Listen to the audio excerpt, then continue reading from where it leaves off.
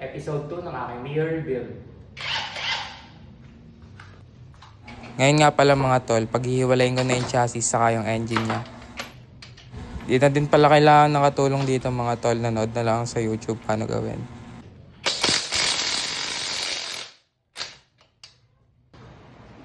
Dito nga pala mga tol, pinupukpok ko palabas yung ehe na kumakapit sa engine saka sa frame. Yung mga tol, tanggalan natin men. Dito nga pala mga tol, pag-iwalay ko na yung chassis saka yung engine niya. Medyo nahihirapan din ako dito mga tol kasi sobrang hirap tanggalin ng wirings niya. Grabe din nga pala yung wirings na ito mga tol, ang hirap tanggalin. Kala mo naka-jumper sa Meralco. Pero dito men, natanggal ko na din naman siya. Medyo mahirap lang din talaga kasi ang dami nakasabit. Dito naman sa engine mga tol, tatanggalin ko yung mga engine shroud niya dito mga tol. Dito sa kabila mga tol, tatanggalin ko din. So men, nakalimutan ko pala mag-record pero binaklas ko lang ng ibang gilid niya tol.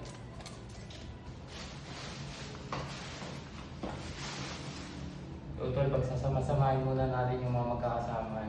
Kagaya na lang na itong panggilid mga pre. Wheelchair na may tambucho. Pang. Sipin nyo yung tol no, wheelchair na may tambunso. Siguro nun. By the way mga tol, ito nga pala yung bibenta ko sa marketplace para mabawasan yung gagastusin ko.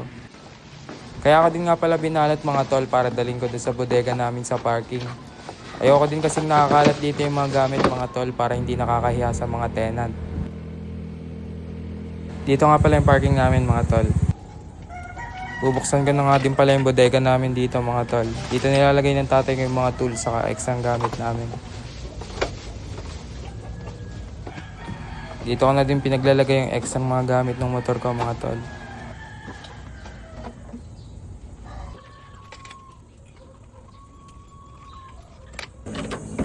Babalik ko na nga din pala yung tools ng tatay ko mga tol. Hiniram ko nga lang pala sa kanya yan mga bro. Dito, pauwi na din ako men.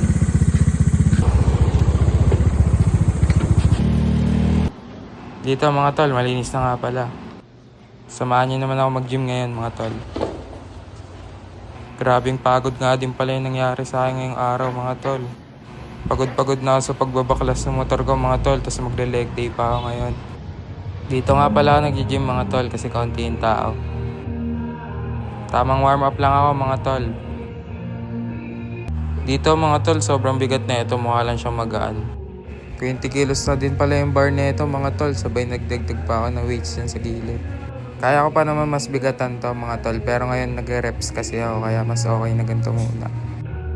Dito naman mga tol, magde-deadlift ako mga tol. Dito mga tol, medyo mas mabigat talaga to. Pero kaya naman natin i-reps pa rin mga tol, kaya go lang. Oo nga pala mga tol, magbablog din ako ng iba kagaya ng pagbuboxing ko. Kaya follow nyo ako mga tol kung gusto nyo akong subaybayan. Next natin mga tol is hamstrings. Medyo masakit din nga pala ito tol kasi hindi naman ako ganun katagal pa nag-gym. Ito na din nga pala yung last kong win-workout mga tol. Salamat sa panonood ng vlog ko men.